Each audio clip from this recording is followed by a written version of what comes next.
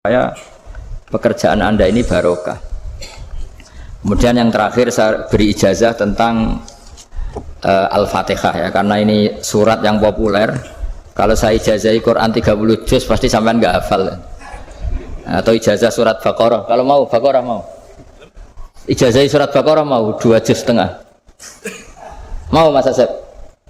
Ya Fatihah aja yang gampang ya. Nah, ya kulhu Fatihah ini paket ringan ini. Tapi pahalanya apa? Besar.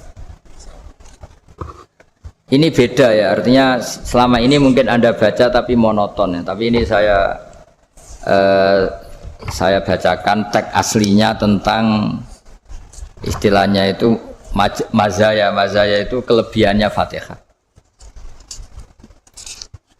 Saya baca Arabnya dulu, nanti ini terakhir ya, ijazah tadi kan saran-saran umum tentang sosial ya, pokoknya jadikan kebaikan itu punya nilai sosial yang baik lah. Jadi nanti orang yang nggak amanah nggak laku ya, calon bupati, gubernur, presiden yang nggak amanah juga nggak laku. Begitu juga kiai yang tidak amanah juga nggak laku, suami yang nggak amanah juga nggak laku, istri yang nggak amanah juga. Sehingga kebaikan ini jadi nilai sosial yang dalam tanda kutip sudah keniscayaan ya. Yang diinginkan Allah itu seperti itu, bukan kebaikan yang dipaksakan karena kekuatan negara.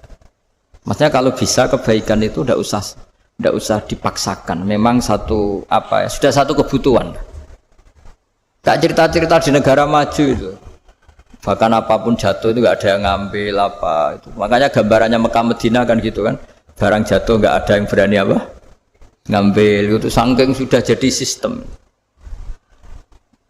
Sehingga banyak negara di Eropa itu yang sampai nggak punya tentara, nggak punya polisi karena kebaikan sudah. Nah kita kan masih capek, polisinya aja capek apalagi masyarakatnya, karena ya apa ya, kebaikan itu belum jadi nilai apa bersama. Nah kita selain ditopang negara, ada polisi, ada tentara, itu kita usahakan kebaikan itu jadi nilai apa bersama. Ya, tadi wa'tamiru bainakum bima'ruf. Dan kita punya reputasi yang bagus dalam bab ini. Saya masih ingat kecil saya itu yang jilbaban hanya keluarga kiai. Sekarang rata-rata masyarakat itu jilbaban. Dulu yang sekolah SMP, SMA itu jilbaban, kadang dulu malah dilarang ya, harus sama seperti itu seragamnya. Sekarang sudah boleh dan nyaman. Lama-lama yang dapat simpatik ya yang pakai pakaian model tertutup seperti itu.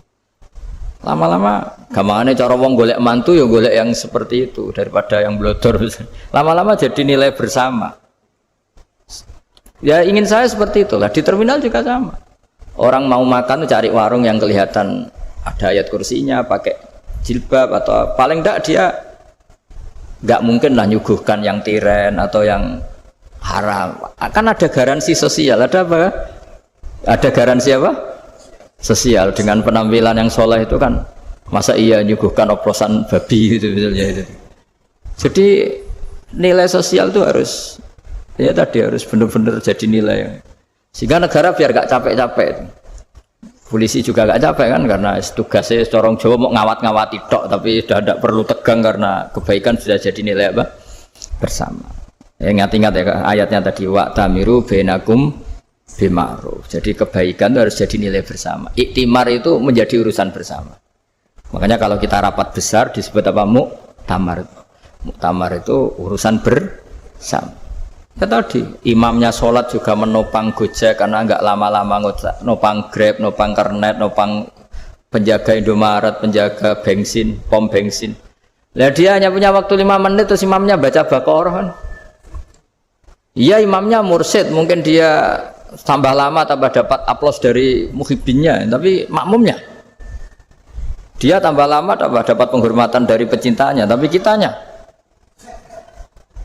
wah khusyuk wali kan, dia dapat status naik lah. Kita yang sudah tidak ikut jadi wali diganggu apa pekerjaannya. Kalau ada imam seperti itu sampai mufaroqah saja, niat ya Allah sampai sini saja saya makmum orang itu, silakan orang itu punya urusan sendiri dengan jenengan ya sudah, atau salib saja apa.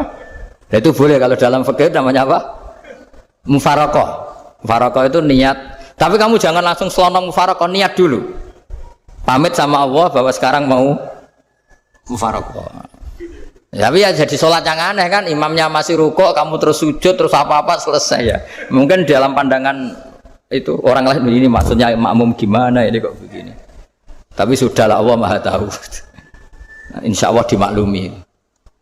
Ya saya baca tentang Fatihah ya, karena sampean pasti sering baca Fatihah. Supaya apa? Sekaligus jadi jimat lah gitu. Jadi kalau kamu sering di jalan-jalan yang mungkin sepi atau mungkin kan tidak semua teman Grab itu nasibnya bagus yang di Semarang Jogja. Mungkin yang di Kalimantan di Papua kan ada yang 10 kilo gak ketemu rumah, ya kan? Ya lihat di TV-TV itu kan kasihan kan. Udah 10 kilo gak ketemu rumah, penumpangnya kuwekar preman tuh kan. Ini makan orang enggak kan gitu. Kan ujiannya dua. Kalau penumpangnya cantik itu ya kecoba syahwat, kalau preman takut. Jadi orang itu selalu ujian itu. Sing sedengan itu kan jarang orang itu. Jadi kalau penumpangnya perempuan cantik ujiannya itu syahwat, kalau preman ujiannya ketakutan. Kalau orang yang lemah bawa uang ujiannya kamu ingin garong. Jadi hidup itu memang semuanya ujian. Liyabluwakum ayyukum ahsanu amala. Makanya saya sering ditanya oleh teman-teman, Gus, nah ujiannya kenal wong wedok elek piye sama? Kenal wong ayu ujiannya syahwat, kenal wong elek ujiannya ngenyek. Itu sama-sama dosa. Syahwat ya dosa, ngenyek juga dosa. Welek keriting untune metu ya dosa ngomong gitu. Kadang-kadang orang berpikir enak kancanan wong elek gak dosa. Kata siapa kancanan wong elek itu ya dosa karena bawaannya ngenyek. Ngenyek itu menyepelekan itu. Makanya saya itu ya nggak mau berteman sampean. Nanti kan bawaannya ngenyek atau seneng ya tidak tahu. Ya sudah ada takdir saja kalau ketemu ya tak ulang ngaji gitu. Tapi ini ngaji terakhir, setelah ini ngaji biasa aja, tidak usah resmi gini. Ngaji kok resmi aneh. Pokoknya nanti suatu saat kalau pandemi sudah berlalu saya akan ngaji Rebone. Lalu ini ngaji. Ini ngaji yang kurang bagus karena ngatur kiai kurang berkah ini. Nanti tapi ya lumayan lah masih mau ngaji. Ngaji kok tanggal ini jam ini. Sekarang suatu saat kamu tak panggil, Mas Wahyu datang ke sini jam ini tidak mesti bisa. Mungkin pas ada acara apa, maaf ke sini pas ngecek pas apa. Jadi ya sudah tapi tak maafkan enggak apa-apa. Takdir ya. Tak bacakan supaya sampean tahu keramatnya bismillah. Nah, sebelum saya bacakan bismillah Fatihah tak beritahu tentang ilmu tafsirnya karena ini penting sekali. Fatihah itu dawuhnya Allah, tentu itu dawuhnya Allah. Saya ulang lagi itu kalam Allah. Tapi yang sudah diberikan kesampaian ke kita semua. Sehingga seakan-akan itu menjadi dawuhnya kita ke Allah. Jangan salah loh ya. Fatihah itu dawuh Allah tapi sudah diberikan ke kita. Sehingga posisi kita itu yang punya itu. Nah, kenapa ini perlu dijelaskan? Karena nanti ada kalimat iyyaka na'budu wa iyyaka nasta'in. Kalau itu masih kalam Allah, berarti Allah ngomong ke kamu, ngendikan ke kamu, kepadamu aku menyembah. Masa Allah menyembah kamu? Nah, sehingga ilmu tafsir itu menyelesaikan itu dulu ya. Saya ulang lagi ya, sebelum sampean sering baca Fatihah, aku yakin ya sering baca. Tapi barokahnya tidak paham itu tidak pernah janggal. Enggak paham itu ya penting supaya tidak iskal, tidak janggal.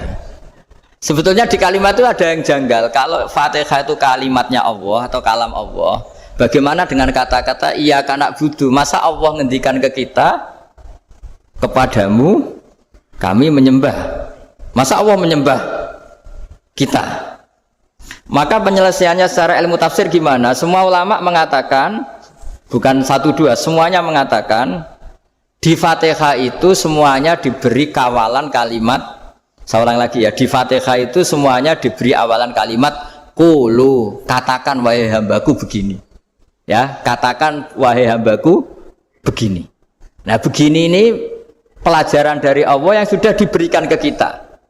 Terus kita mengatakan bismillahirrahmanirrahim, alhamdulillahirabbil, termasuk kita mengatakan iyyaka na'budu wa iyyaka nasta'in. Jangan bayangkan Allah ngendikan ke kita. Kalau Allah ngendikan kita berarti gini, hei Wahyu, ihdinas siratal mustaqim, tunjukkan saya jalan yang benar. Nah nanti kamu terus, ya Allah, Anda aja minta tolong saya minta tolong siapa kan? Jadi panjang kan?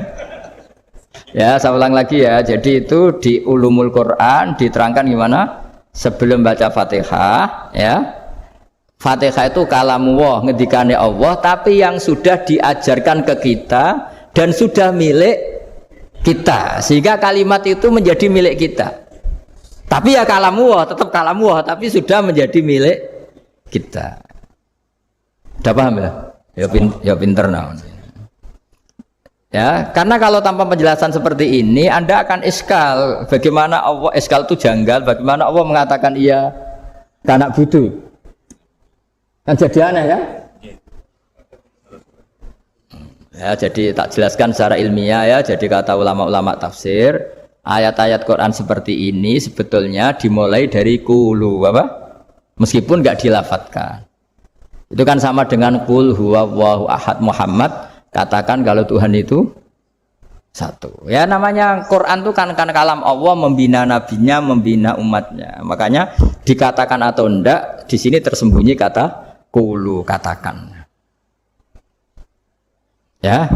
Jadi ya ibarat apa itu? Kamu ngajari anak kamu lah.